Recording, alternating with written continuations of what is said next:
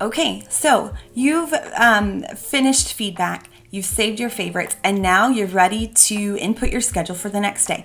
The planner is meant for daily use. Once again, just going to harp on that. So make sure that you're hitting that reset button every day. I usually hit reset, but right before I input my schedule for the next day. However, before you hit reset, you want to make sure that the planner will start to track and save all of the student info that you're working hard to put in, and all of this just data. Really, it's a lot of data, and it'll be useful in the long run. So click Save Planner. This button right here in C2, Save Planner button. Click that Save Planner button before you reset. This is the only way to track previous rewards, to track previous student notes, to really track students in general. So click Save Planner. Just do it. And what it's going to do is grab all the stuff from your Planner tab and put it onto the Classes tab. And it's just really this script, it just copies and pastes it.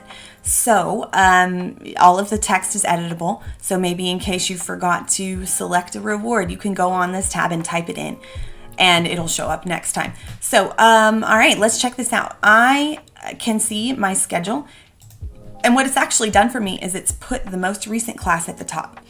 And there are little filter buttons on each column.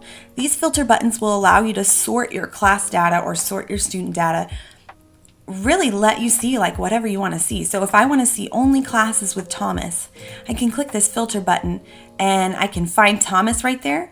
And you can, so right now it has a check mark by it.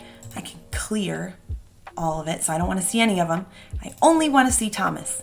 And when I do that, it's going to only show me classes with Thomas. That's why it's important to use that unique student name. And whenever I want to see them all again, I can just click that filter and click Select All. And then you'll see all of your classes once again. So always hit Save Planner. It's a very important little function. Another important thing to note is that the last column on the Classes tab is what helps you to tally up your class count with students. I know that's important to some teachers. So and I think it's also insightful to see how many classes you've had a student. Now let's say this is a new copy of your planner and you've had way more classes with Thomas than just one.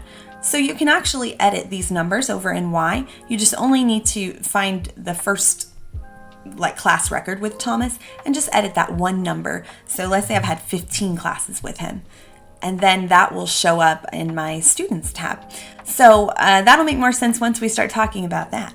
I've also got some extra editable columns over here if you care to use them for anything, or you can hide them. It's up to you.